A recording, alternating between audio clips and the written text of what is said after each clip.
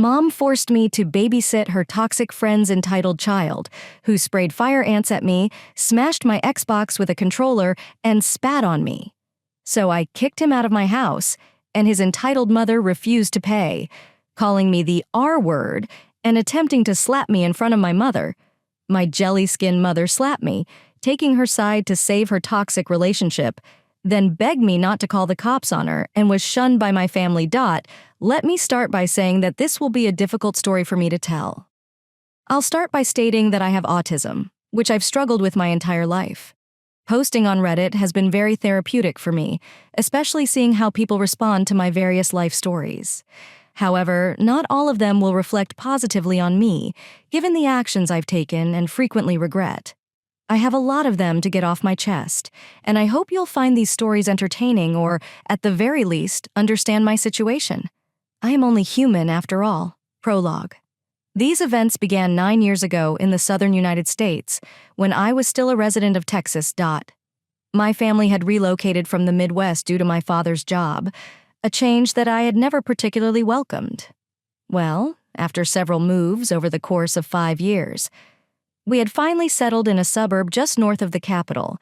This area was one of the richest in the state, and it had the best education system in the entire South, including the largest high school. Almost everyone in the neighborhood was reasonably well off, if not completely wealthy.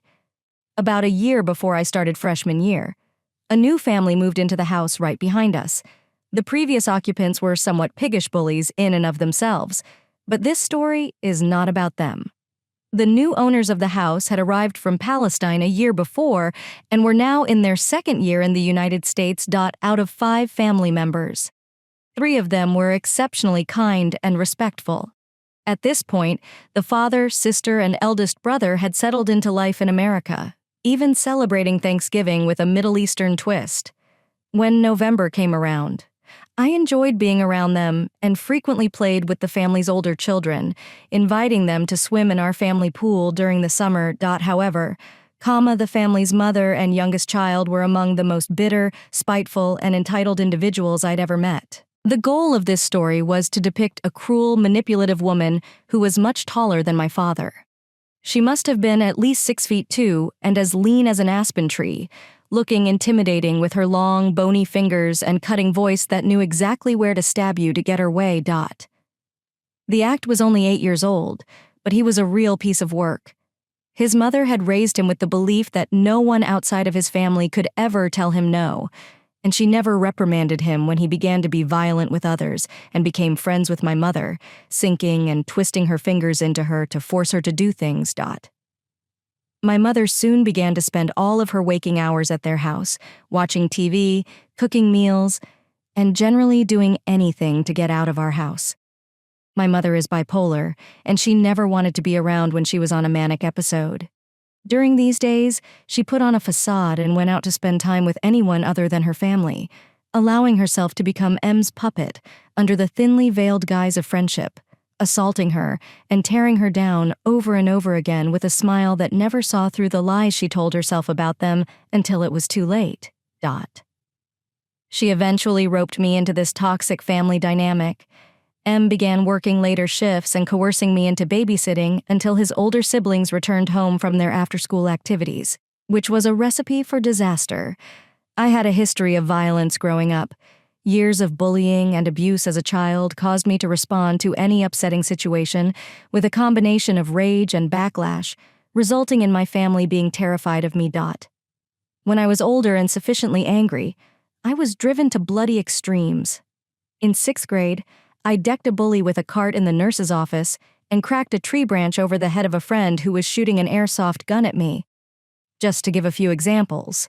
The incidents in this story happened after I'd finally managed to keep a lid on things and cool down enough to be considered relatively normal, though I knew I'd still explode if pushed too hard.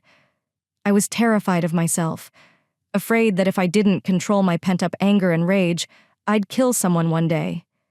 This drove me to extreme lengths of patience in situations that I should have ended immediately, and I still deal with it today. Even though my rage had long since subsided, all of this only fueled the hell that lay ahead of me. Day 1 of the Nerf gun assault. One day, when I was 15, I came home to find X sitting in our loft, playing Fallout 3 on Xbox. I had not been warned that he would be there, so I called my mother to find out what was going on.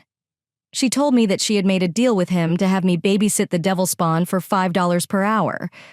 I told her that I hadn't agreed to do anything like that, and she just apologized, saying that M didn't have any other option and desperately needed a babysitter, and that I needed to do my part as a good neighbor by taking care of her son.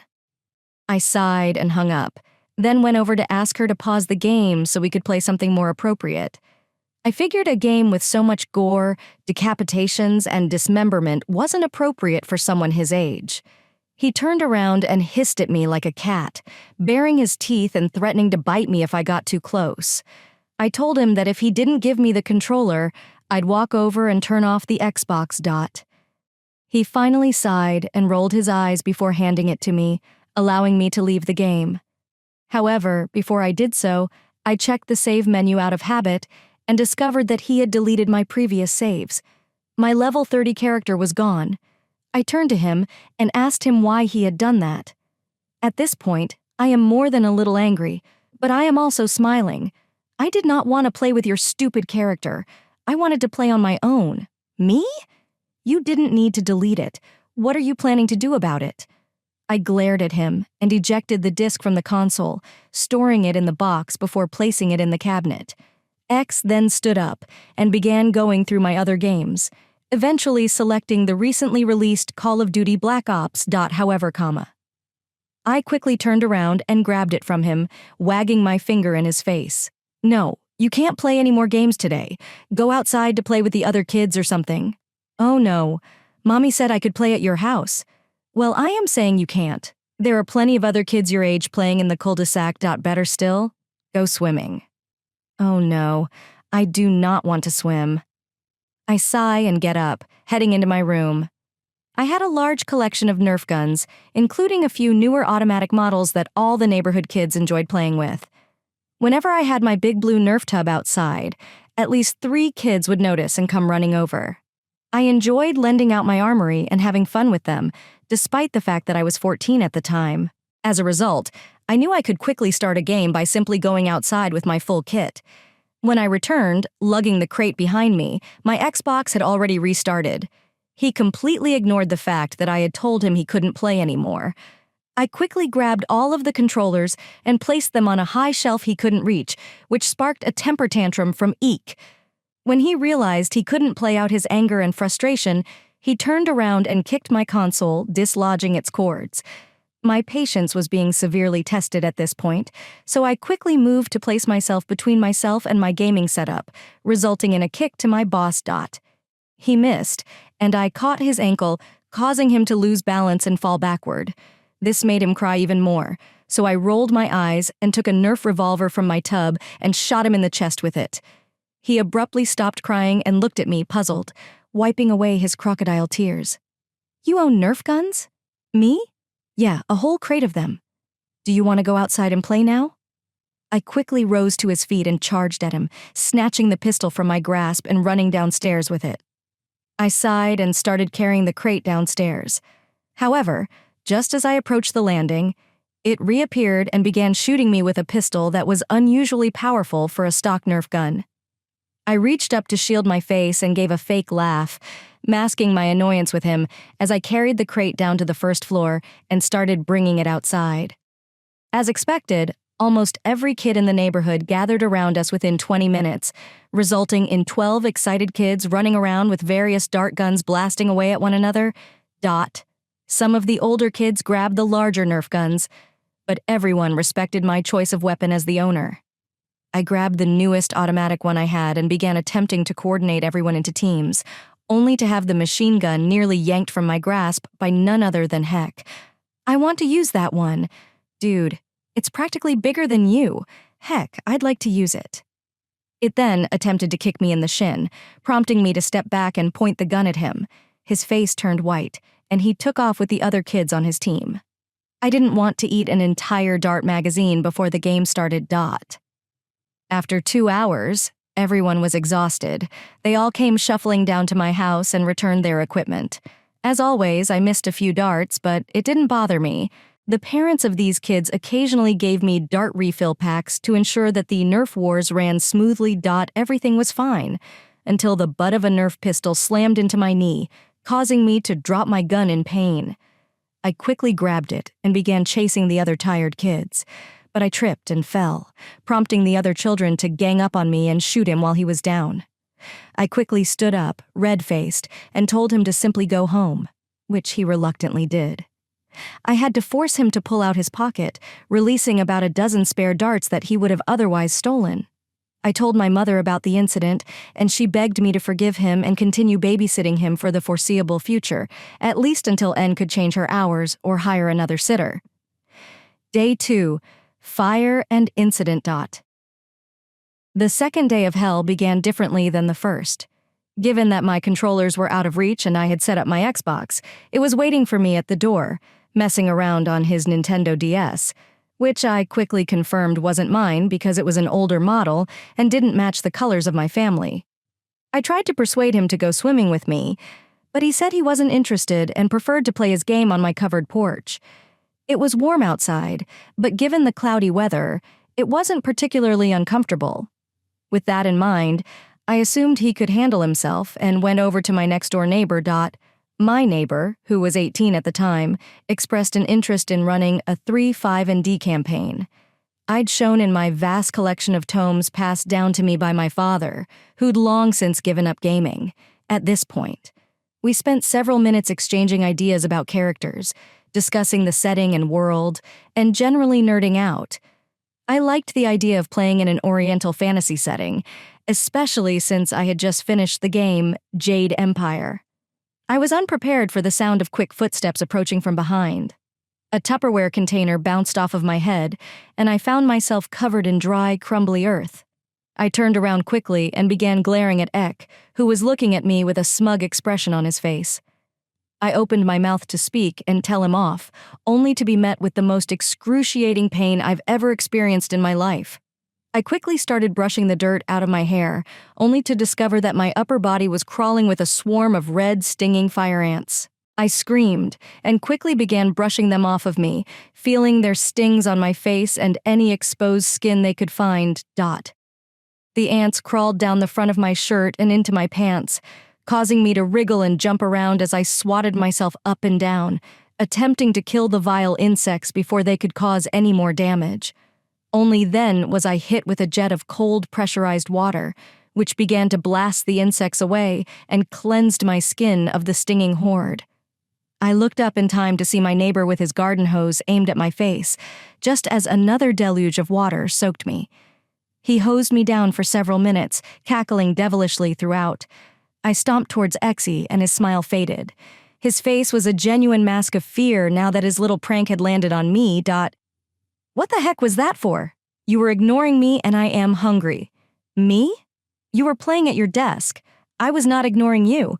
You're a little shit. Well, I got bored, so I decided to show you some fire ants that I discovered by dumping them on my head. Actually, it was an accident. Me? You were laughing at me. At this point, my neighbor apologized and said it must have been an accident because I would never go out of my way to pull such a dangerous and nasty prank on someone. He asked me to leave because he was uncomfortable with me cursing this child in front of his house, and he insisted that I return inside and deal with my injuries. At that point, all I could do was go back home. I quickly stripped down to my underwear and jumped into the pool to ensure that there were no more ants crawling over me. The icy plunge proved to be quite refreshing, calming the rage that had been building up inside of me. I was still very angry with myself, but I took a deep breath and resolved to be the bigger person. After all, if I punished him, I risk being perceived as a teenager bullying a small child for something he may not have understood. I decided to make some hamburgers for us.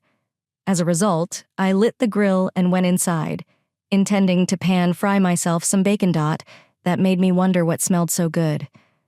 When I told him it was pork and he couldn't eat it, he rolled his eyes and sighed, then sat down on the couch. After that, I plated it and placed it on the countertop. I took the frozen hamburger patties to the grill and started cooking them, sliding slices of cheddar cheese over the sizzling beef after seasoning each side. However, when I returned and set the meat down, I discovered that my bacon had vanished. At first, I wondered if my dog had eaten it, as he was a large Labrador and quite intelligent. He had done similar things in the past.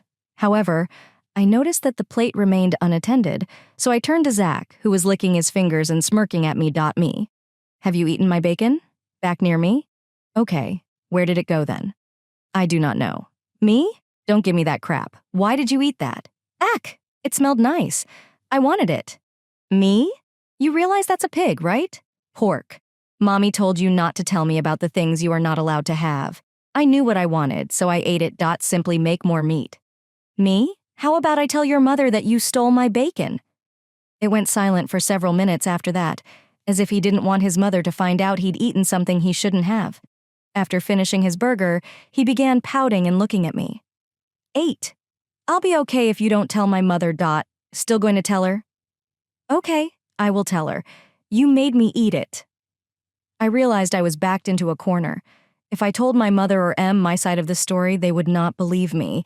As a result, all I could do was swallow my frustration and deal with whatever he threw at me until he left an hour later. When he left, I used the opportunity to shower and gently rinse the bites. The maddening itching had subsided in the warm water. When I finished tallying everything up, I could see 37 bites. When my sister returned home, she counted the rest that I couldn't. I had suffered a total of 52 times.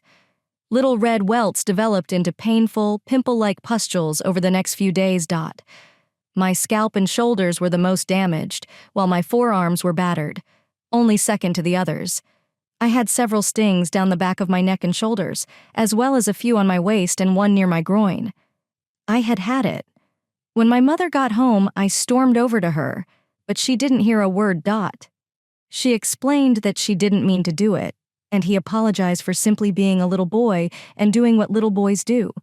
She reminded me of when I dug up a nest of tiny black ants and showed her. But when I mentioned that he had thrown the container at me, she simply brushed it off. When I told her she wouldn't act this way if she was abusing my sister, she remained silent.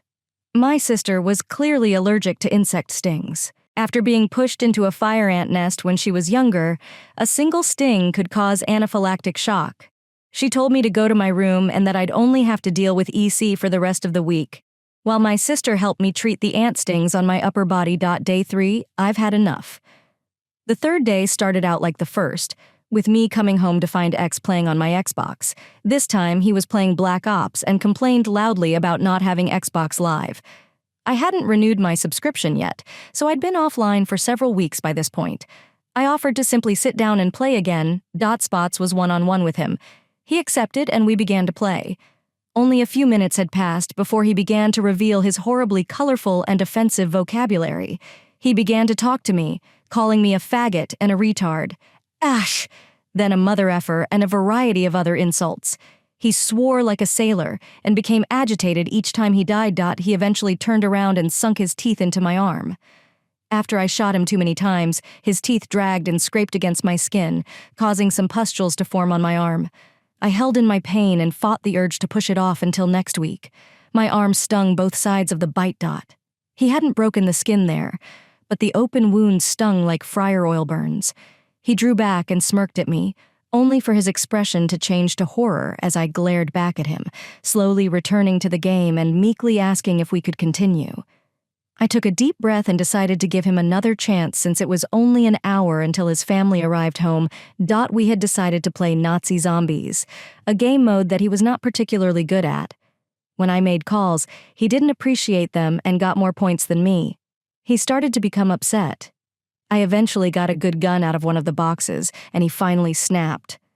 I felt a sharp pain in the back of my head as one of my controllers collided with my skull. I jerked around to face him, only for the controller to hit me on the cheek. I gasped, my teeth digging into the inside of my mouth and drawing blood, leaving a ragged wound that turned my teeth red.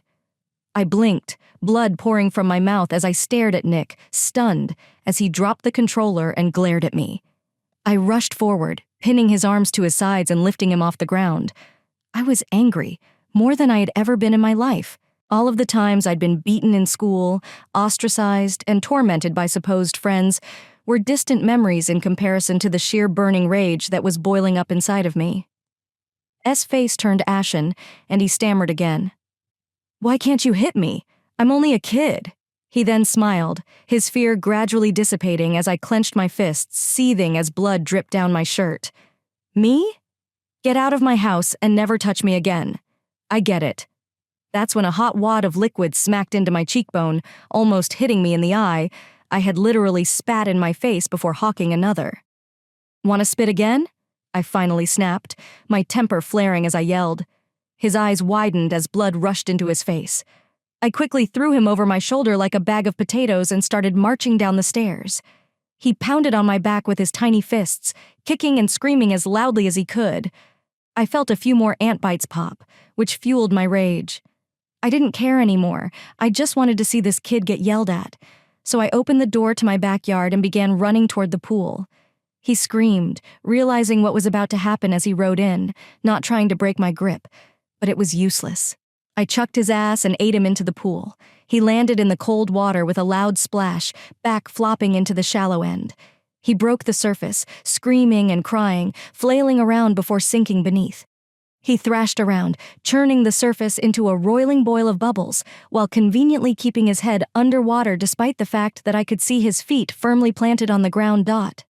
Then he went limp and pretended to die, as if he had drowned. But after about 15 seconds, his act came to an end as he hurtled towards the surface, took a big gasp of air, and began crying before swimming towards the stairwell to exit the pool. He got out and approached me, bawling his eyes out. I quickly scooped him up and placed him back in the water. After that, I bolted into my house and locked the door behind me.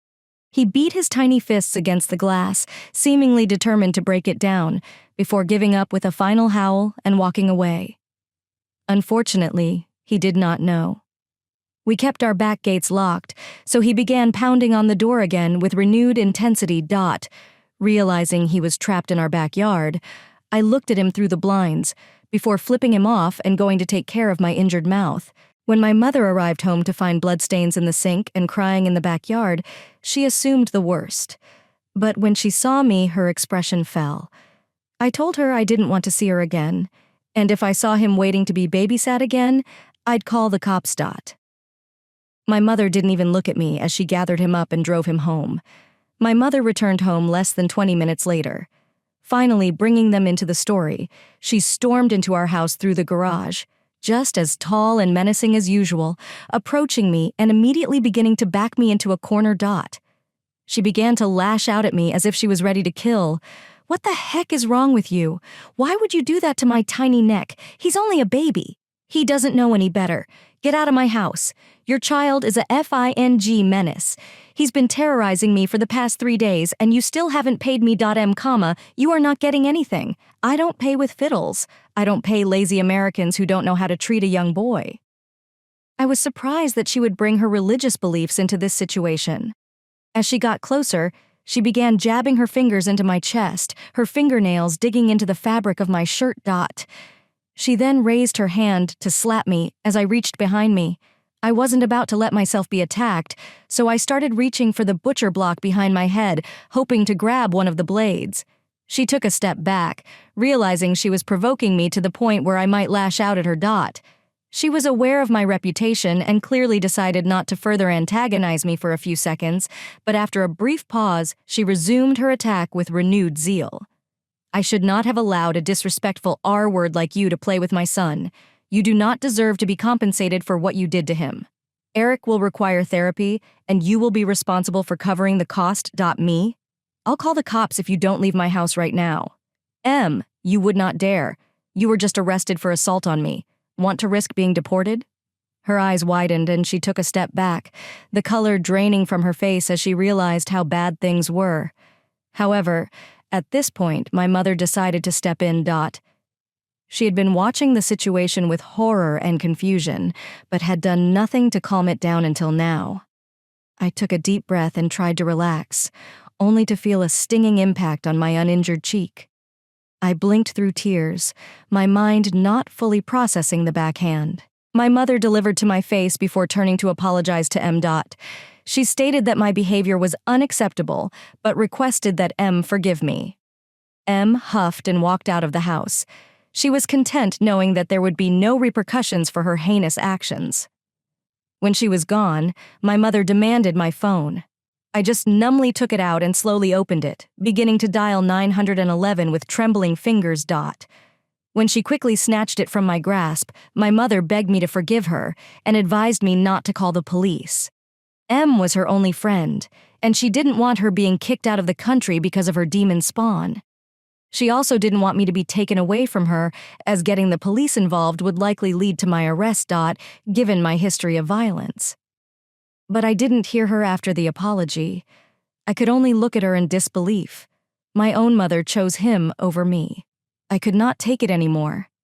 I broke down crying, tears streaming down my cheeks as I bolted for my room, smacking my mother's arm away as she attempted to stop me. Epilogue. I locked myself in my room for the rest of the night and didn't speak with my mother for the rest of the week. I was sulking in my room when I had a realization that partially explained and validated Em and my mother's anger, as well as my fury and pain.